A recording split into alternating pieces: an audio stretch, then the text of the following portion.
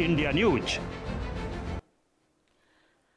अब देखिए, ऐसे में सवाल ये उठ रहा है कि क्या भारत में एक बार फिर लॉकडाउन की स्थिति है। ऐसा हम क्यों कह रहे हैं, क्योंकि प्रधानमंत्री के बयान के बाद ये कयास काफी ज्यादा तेज हो गया। आप देखिए किन देशों में इमरजेंसी जो है वो एनर्जी इमरजेंसी देखी गई है। फिलीपींस की बात करें, गैर जरूरी ट्रैवल पर यहाँ पाबंदी लगा दी गई है। इसके अलावा आप देखिए देश भर में एनर्जी सेविंग प्रोटोकॉल लागू कर दिया है कि मतलब फालतू में आप एनर्जी को जो है वेस्ट नहीं कर सकते। करीब 45 दिन का फ्यूल स्टॉक उपलब्ध है इनके पास, फिलीपींस के पास। दूसरा, अगर श्रीलंका की बात करें, कुछ सेक्टर्स में पब्लिक छुट्टियां अनिवार्य है। बिजली और ईंधन बचाने की पूरी कोशिश की जा रही है। इसके अलावा पड़ोसी देश श्रीलंका का हाल हम बता रहे हैं। अब बांग्लादेश को देखिए, ऑनलाइन एजुकेशन को बढ़ावा दिया जा रहा है कि आप ऑनलाइन जो है एजुकेशन है उस पर ज्यादा काम करिए। फिक्स टाइम के लिए पावर कट हो रहा है, मतलब इस टाइम पे कट होगा तो होगा।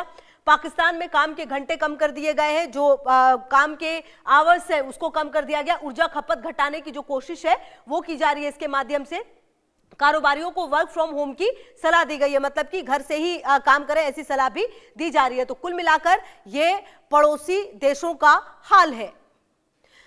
अगर भारत की तैयारी क्या है वो भी अब आपको बता देते हैं। देखिए, ये अगर देखिए हॉर्मुज से करीब, अगर आप इसको समझिए कि लॉकडाउन इन भारत में क्या तैयारी है।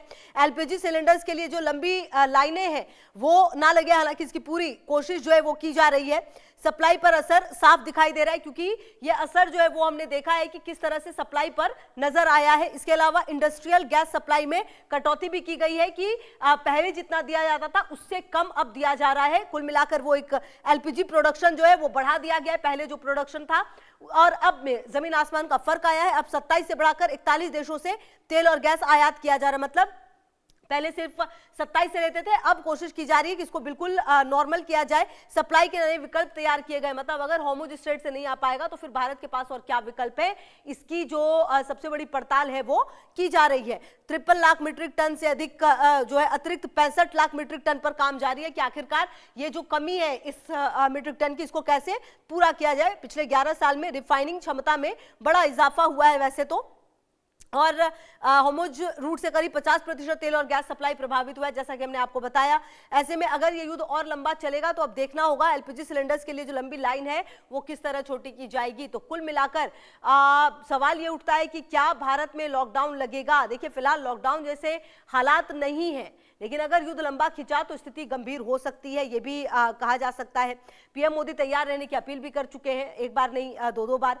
हालात बिगड़े तो वर्क फ्रॉम होम को बढ़ावा दिया जाएगा, इलेक्ट्रिक वाहनों पर जोर दिया जाएगा, पेट्रोल और डीजल से।